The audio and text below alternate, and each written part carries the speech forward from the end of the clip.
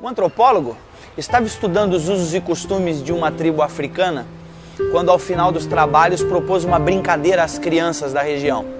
Colocou um cesto cheio de doces embaixo de uma árvore e propôs uma corrida. E disse, olha, quem chegar primeiro leva o cesto. As crianças se alinharam prontas para correr e quando elas estavam prontas para correr, ele disse já.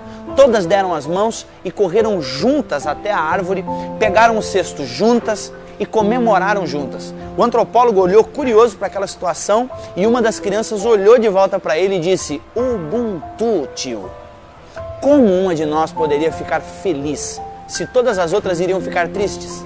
Ubuntu é uma palavra que representa uma filosofia e uma ética antiga africana que significa sou quem sou porque somos todos nós. Uma pessoa com Ubuntu tem consciência de que ela é afetada quando um semelhante seu é afetado. Ela sabe que o mundo não é uma ilha, que ela precisa dos outros para ser ela mesma. Ubuntu fala de respeito básico pelos outros. Ubuntu é compaixão, partilha, empatia. Ubuntu diz que ser humano é ser como os outros e que ser como os outros deve ser tudo. Deus é três. Mesmo sendo um só Deus, consegue ter comunhão plena, como disse Ricardo Barbosa, Deus é uma eterna comunhão de três pessoas divinas. Jesus orou um dia dizendo, Pai, eu oro para que eles sejam um, assim como eu e tu somos um.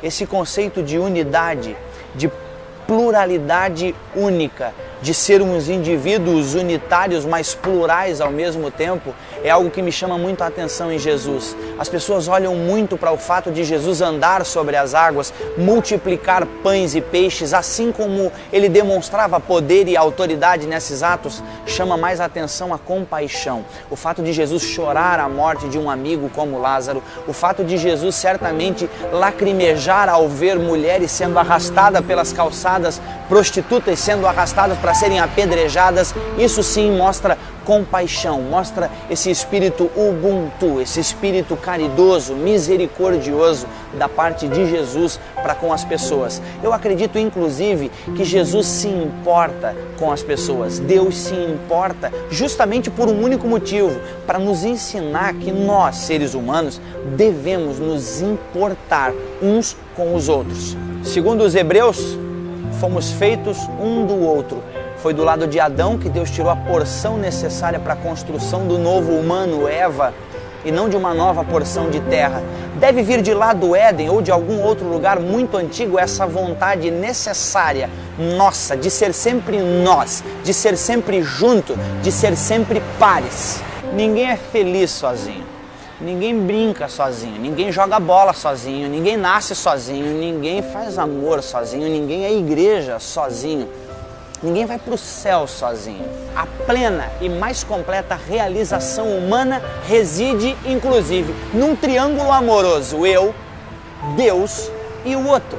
Assim como Deus é unidade plural, nós seremos mais humanos se formos um com nossos semelhantes. Em outras palavras, gente precisa de gente para ser gente. Na verdade, quanto mais dedicado a outras gentes, mais gente você se tornará. Minha oração é que você faça a partir de hoje mais ou alguma coisa por alguém, hoje, amanhã e sempre.